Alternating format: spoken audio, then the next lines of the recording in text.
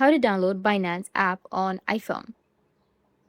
So if you want to download Binance app on your iPhone, then what you need to do is first you need to make sure that you have a stable internet connection. After that, you need to open up your app store.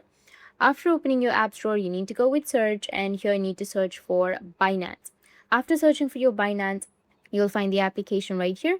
Now you just need simply tap on the get option right here.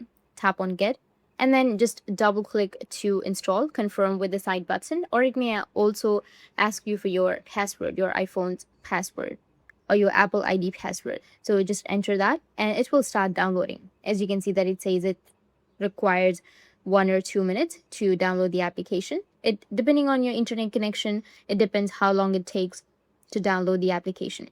And this way you'll be able to download Binance app on your iPhone. If you have any questions, feel free to comment below. Thanks for watching.